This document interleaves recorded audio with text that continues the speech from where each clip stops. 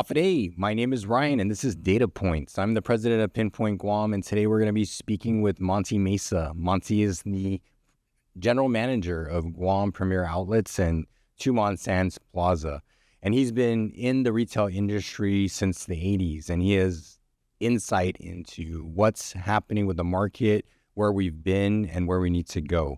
You'll be interested in what he has to say. And if you're interested in what we are saying here, please give us a like, subscribe, share, or save on any of our platforms, whether that's Instagram, Facebook, or YouTube. And you can catch us on Spotify and Apple Podcasts. Look forward to hearing from you. Today, and this is Data Points, and we're here with Monte Mesa, the general manager of Guam Premier Outlets and Tumon Sands Plaza. Welcome, Monte. Oh, thank you. And so one of the reasons I asked Monte to come on is because Monte's been a player in the retail industry since what year, Monte? Since early 80s. Early 80s, right?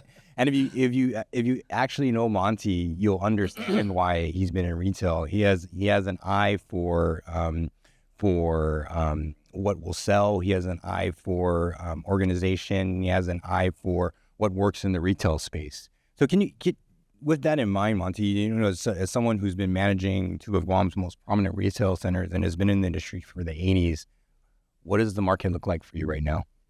Well, it's very challenging at this point. And, with the changes that's been happening, not just globally, but even locally, and also with the advent of the technology that we have today, especially with the iPhones or Samsung phones, that people today have access to information, but also to products online. And that's a big shift.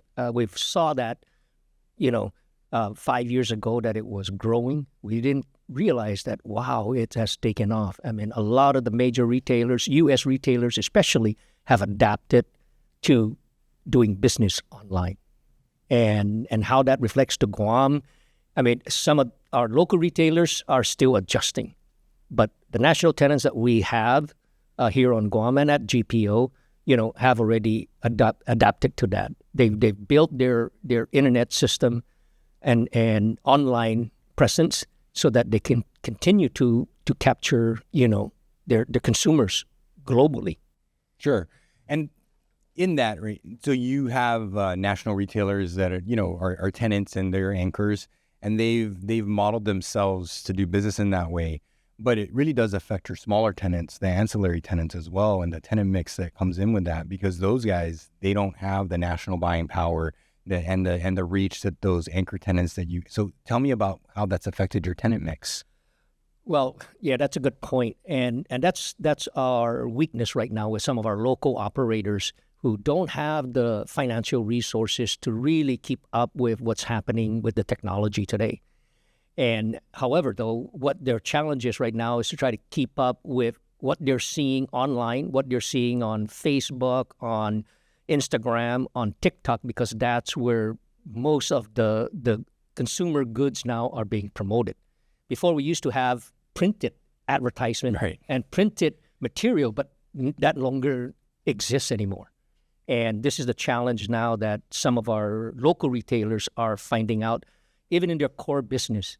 They're competing with so many not only on island competition, but even online. Sure. And a lot of customers will come in and say, "Hey, whoa, this is what we see. This is the price. Why are your price a little bit higher?" Right? And some of our local people cannot justify that. Of course, having it here and bringing it here from the mainland, it costs a little bit more. But this is where the change is happening now, and this is why, even with today's issue with the chamber, looking at least getting some of our retailers to have a break, especially in this economic conditions that we're at, in asking the legislature and the governor also to consider, rolling back the GRT. Okay. This will be helpful for our local businesses that are still surviving. Mm-hmm. Not our local businesses are really being affected, during this past pandemic year, and we're starting to grow back, but it's very slow. Right. And today, unfortunately, we still see some of our local retailers, independent retailers, that are closing down. And I give you one big example, that I was also surprised to see, our Primo Serve. And they've been a core business in, the serve, right? And they've been doing very well for the last 30 years, but then things have changed. And this is where, our low cost or value oriented retailers, for example, like Ross. And, we brought them into Guam first.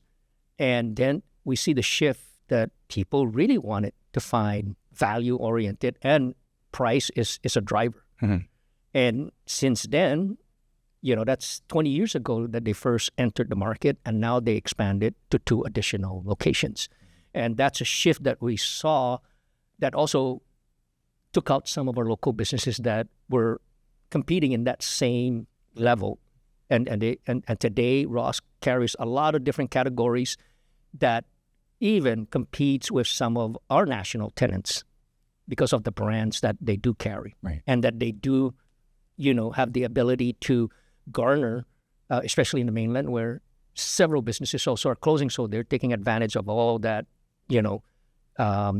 clearance sales and closeout sales and bring those and offer them to Guam. And unfortunately, not only from our local standpoint that the consumers are getting these great prices, but even our visitors that are coming, and especially a lot of them from Korea or the Philippines that shop a lot and shopping a lot at the best value, which is today, is in Ross. Do you think the product mix that exists is representative to what the visitors want, though? With some of the value-oriented retailers, and that's, one of them is Ross, one of them is ABC, is a value rate. And then, we have some of the brands that they bring in speaks to the attraction to our visitors, but not enough. I see. Of course. But that has changed as well. And an example of that, we had luxury brands, and we've done that for 50 years with Tumon Sands Plaza. But after COVID, things have changed. And not only that, but most of these luxury brands now are available in Japan, in all the major cities, as well as in South Korea. Okay. And it used to be an attraction, but not anymore. So that wasn't the case before. It was duty free here, and it was available here, and that was the entry into the market, and that was the reason why the luxury marketplace built around that. Is that why? Yes, and of course this is another shift that we're seeing. Of course, we wanted duty free. I mean, it was a player. It was a big attraction for the Japanese. 30 years ago when they started coming. Tax free. And that's why DFS was successful with keeping that. But today things have changed and it's shifting, and this is where 2 things can happen, and that's something that we're exploring with the legislature is, hey, we need to also shift, because one of the things that we're losing out, not only in local revenues, but also in not having a even playing field with all the local retailers that are here or the national retailers, because we don't have a sales tax, and we need that sales tax to be able to collect from all the online businesses that sell to Guam. Sure. Without a sales tax, we cannot collect. And with our GRT component, it doesn't qualify that, and that's why some of the businesses that we went after and asked, hey, can you start collecting our GRT? They said they can't. It has to be a tax system. And each of these major online providers like Amazon, as long as any state or any territory have a tax application, they can withhold those on behalf of those territories or state and revert it back to those specific states wherever they're shipped. Right, and that kind of evens out everything else. Yeah. No, I get it. And it's great though, because it allows our people nowadays, they can look it up online on their phone and say, hey, this is what is the regular price or the prices in the mainland, and then compare with what the retailers are saying, and then say, hey, okay, we can allow for, all right, a little 10% difference because of the shipping, all right, but anything other than that, if there's a sales tax, then it'll be easier for people to understand. Sure, it's more transparent. Right. Okay. So one of the things that you mentioned in your answer is the rollback of the BPT as a measure that you think would support the retail industry. Yes, and unfortunately, of course, this is every business that pays the GRT will have the rollback. But specifically for the retailers, because this is where now we're seeing the impact being greater. Now we're as I mentioned earlier, we have local retailers that are shutting down. Yes. We've had pop-up stores. We try to encourage local entrepreneurs to start a business, a retail business, and they have, but then they couldn't sustain it. And not only because of the GRT, but mainly because the shift in our customer base. Our population, in 2020 showed that, okay, we're 170, but that has dwindled. And we don't have enough population base to support, all the retailers, right? And where we were getting the extra is from our visitor market, and that's when we had something to sell. We had something to offer the national retailers that we were targeting to come and open on Guam. We have several national stores that are single operation on Guam still. Sure. And that's the story we're telling these other retailers that we're trying to attract. And our goal is to try to gain more of those national retailers, even if they're at the outlet level. So, Monty, tell me this, right? You go to these trade shows, you meet these national retailers, you invite them to come to Guam, right? And you're a great ambassador for Guam. I've been out with Monty, and he has a GVV pin, and this guy lives the Hafa pledge, right? But what I will say is, what do you say to them in terms of like attracting them to the market? Because what data do you have to present? That's a good point. That's one of the things that we were lacking. I'm glad though that at least Department of Labor had some statistics, but to look at overall retail market on Guam, nobody has that information. Actually, the government has that information. Unfortunately, they're not able to break it down and provide it. Right. So why not? And that's because I guess nobody is seeing it in that department, like for Rev and Tax, to see that, hey, these are critical data information that we can share out, not mentioning any names, but as a category of the different economic drivers that we have, whether they're retailers or, hotel, or whether optional tours or other businesses, but we can see where our general economic business is coming from. And and today, of course, from a retail standpoint, we've gone down slightly. What has lifted that up a little bit is, the grocery business. I mean, that was consistent, actually has grown, during the pandemic period because they were the only ones allowed. Sure. Yeah. Right. But everybody else has fallen from what we used to do pre-COVID. Well, that industry is also heavily subsidized if you think about it. Yes, that's true. I mean, one thing good. I know you asked, okay, what has the government done, to help retailers, especially, and they have done something. I mean, when we asked for that leap to be issued, the first leap, okay, that helped. Sure. And not knowing that this is going to carry on for a longer period, we thought, okay, all right, that's just enough to, bridge a little period for some of these retailers, option tours, and everybody related in the tourism industry that were qualified to get it, got it, but then it didn't last. Because, again, we didn't anticipate that our tourism will be affected longer and continues to be affected today, and we appreciate that. They did a second one, but that was less. There were less people that were qualified for it. But most of the other people already had closed down.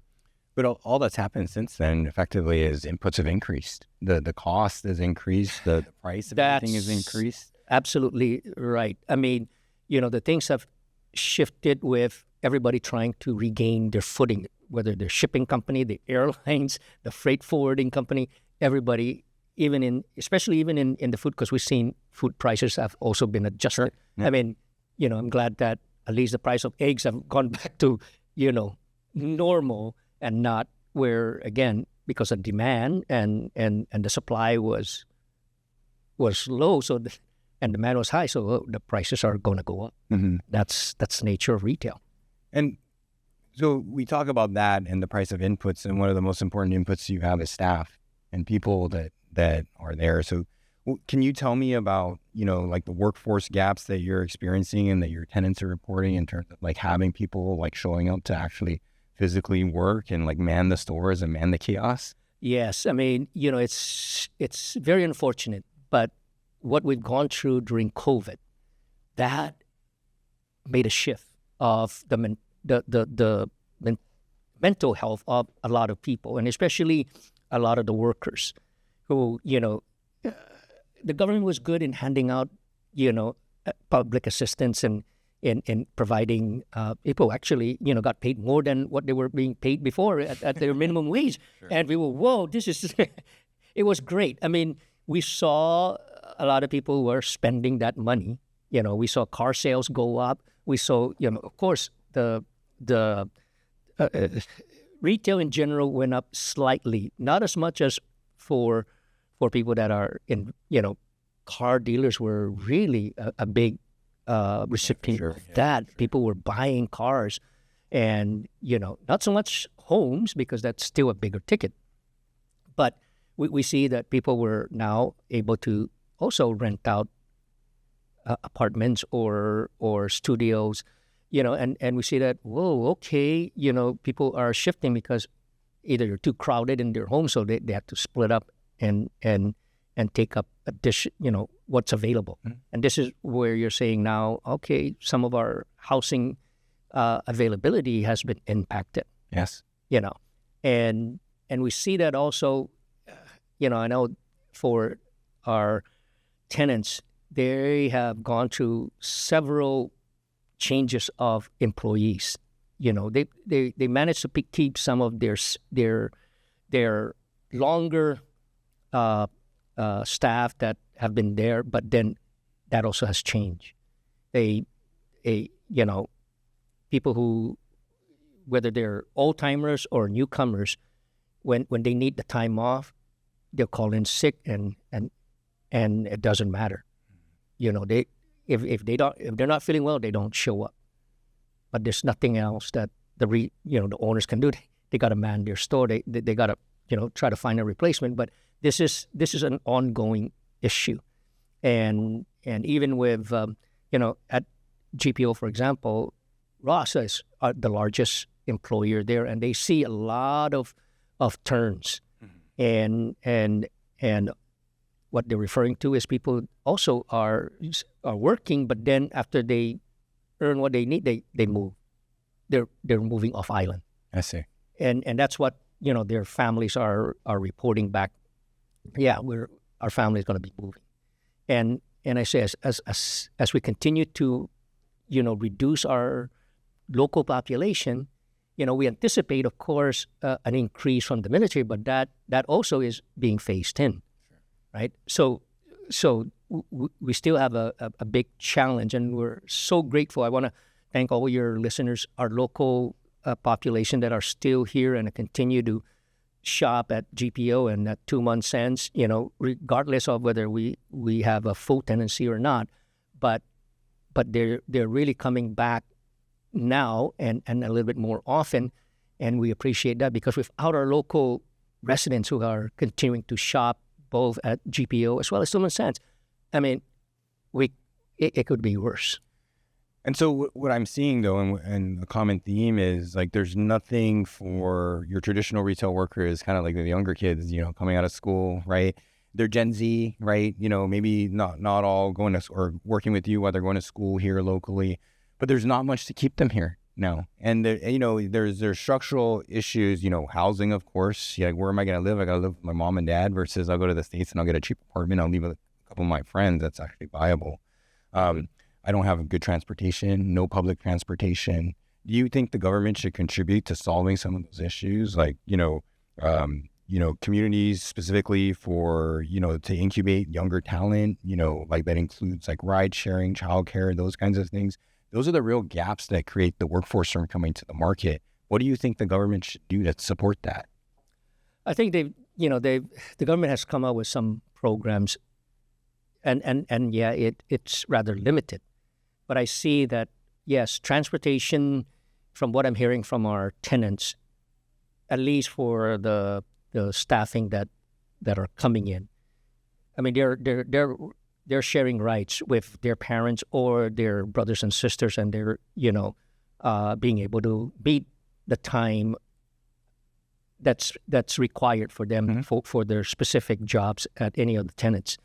But what we're seeing though is that the younger workforce, yes, they want to work, yes, they want to earn, but it's at their leisure.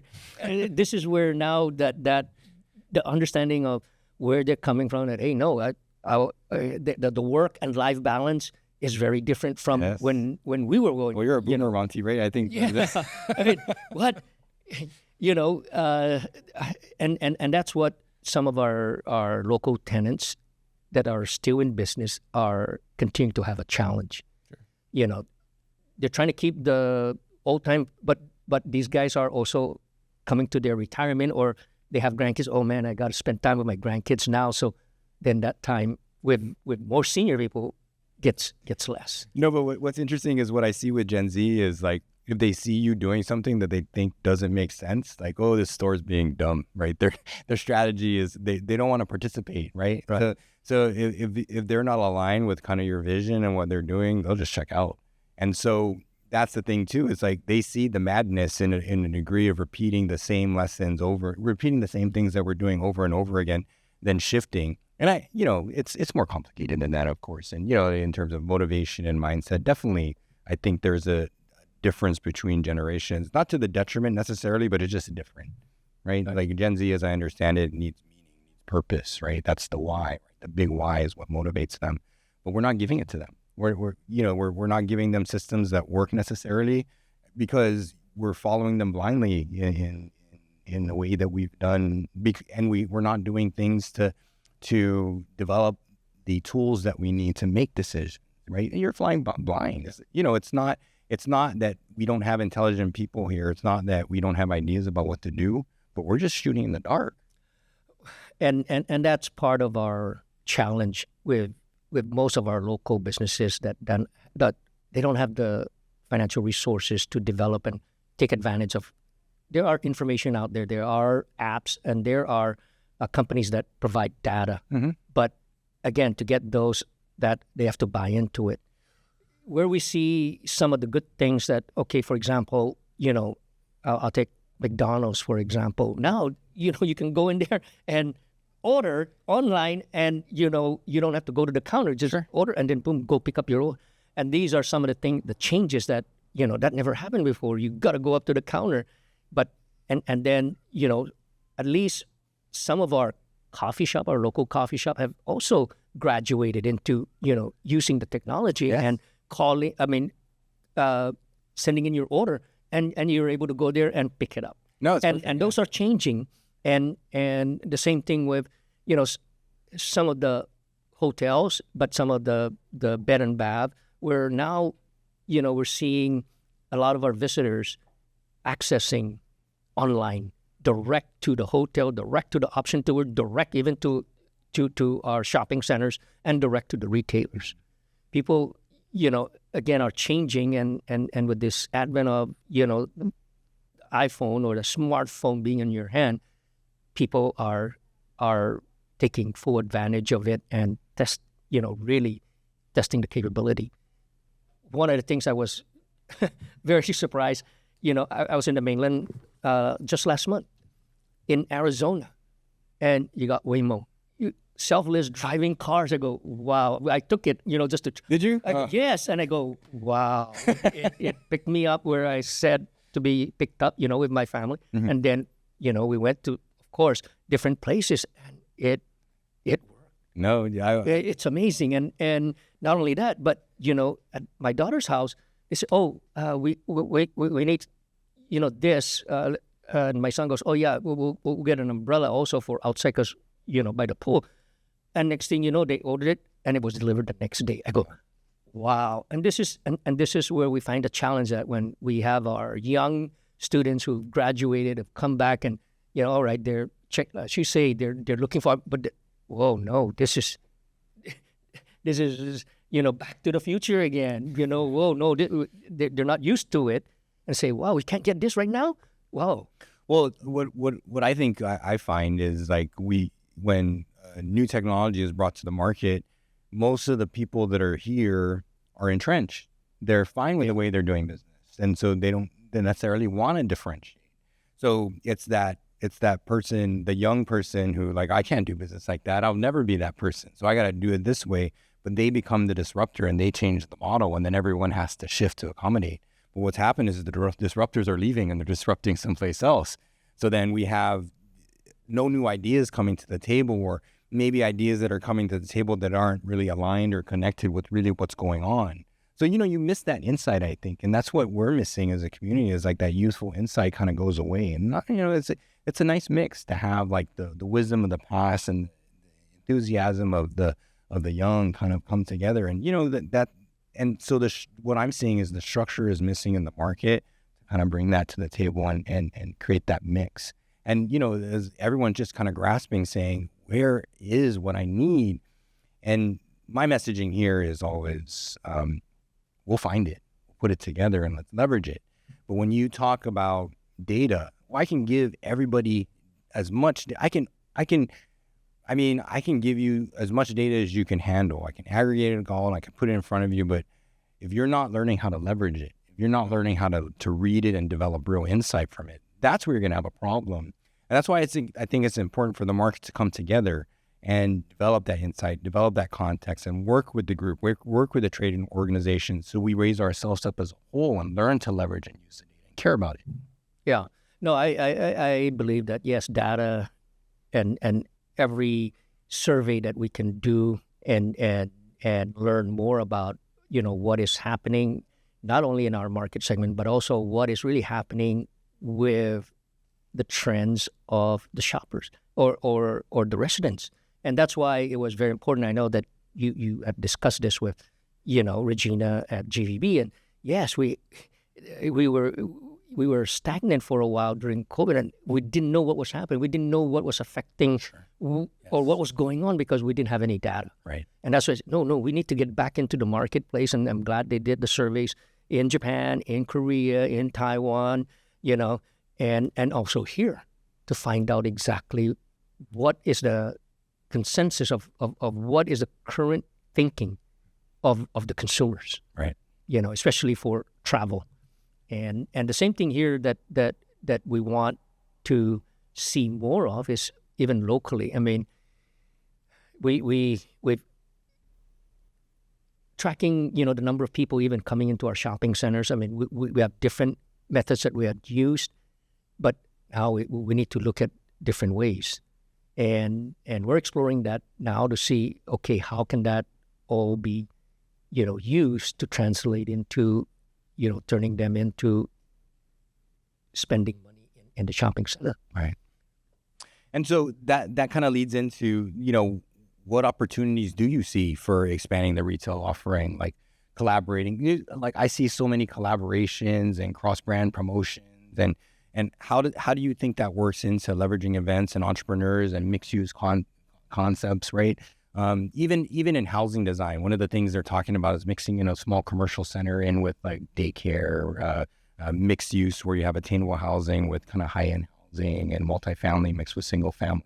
What do you think about like what the offering should be moving forward? No, I think that's where Guam would have to be looking at. I mean, I see what happened in Hawaii in the area called Kaka'ako. Okay. And that's where condominiums started growing. And then at the same time, at the base of those condominiums were retailers or services that are available. And that's where you say, okay, that's a mixed use concept where, again, it's easy, convenient for the community. Everybody in that condo can go down and then shop around in the different locations around there, around the condominium area because it's available. And this is what, we have not yet looked at that or even tested that here.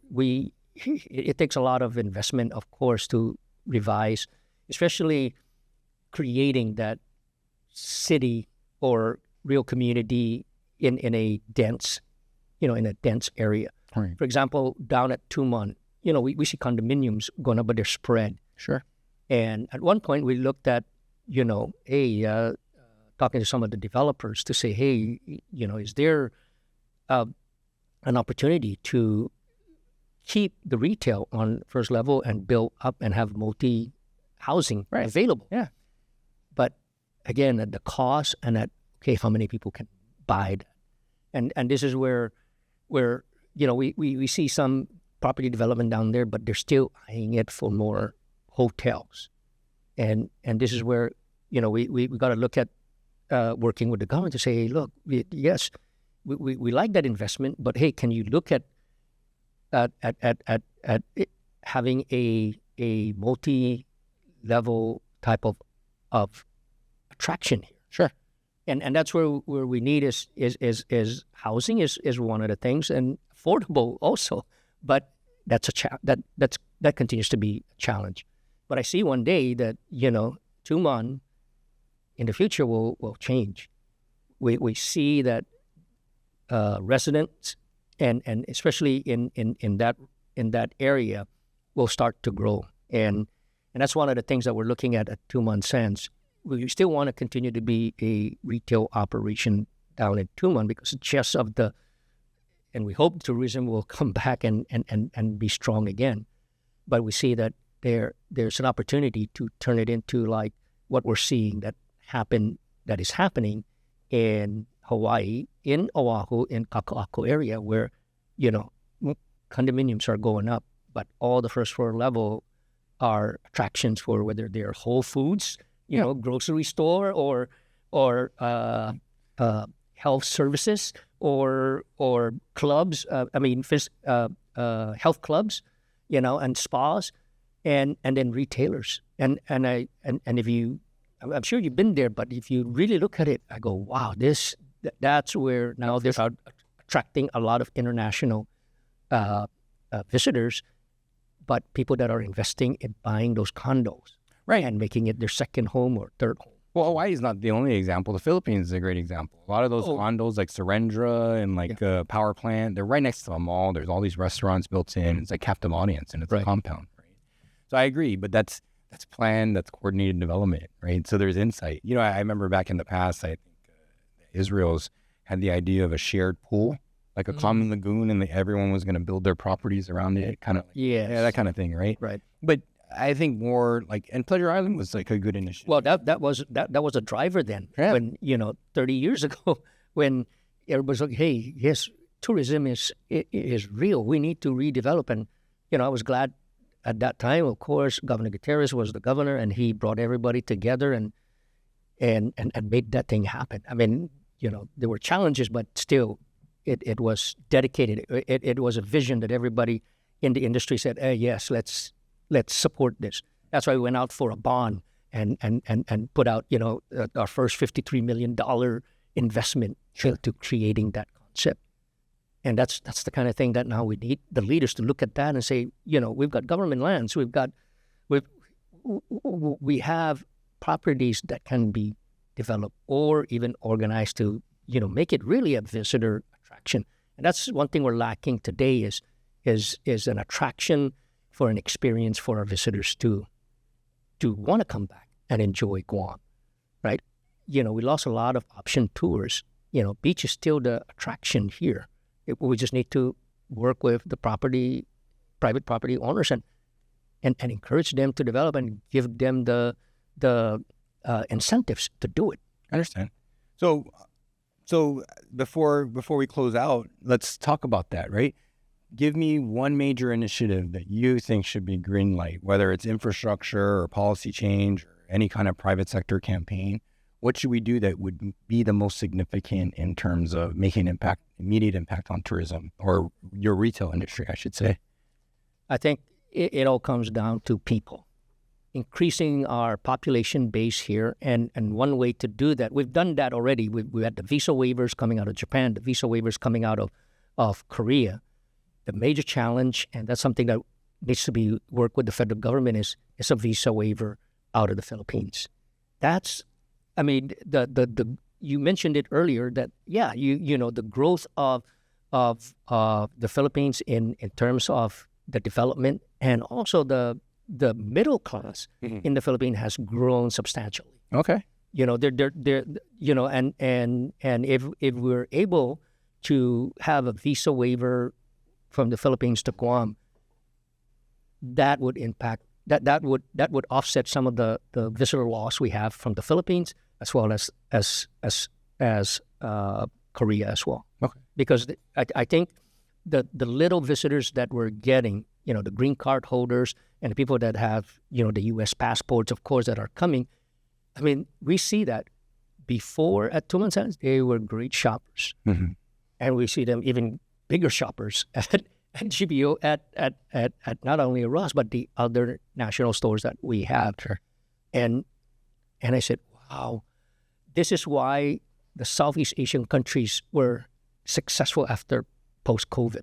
Why? Because they open up their international visitor visa waivers for Japan and for South Korea. They saw that, hey, whoa, this is the preferred, and we could have had Japan back, but we lost them with new destination, new countries that have opened up the visa waiver for Japan and Korea, and much more cheaper. I see. Against their U.S. currency, Right. From their Japanese currency. Yeah, it's the floor.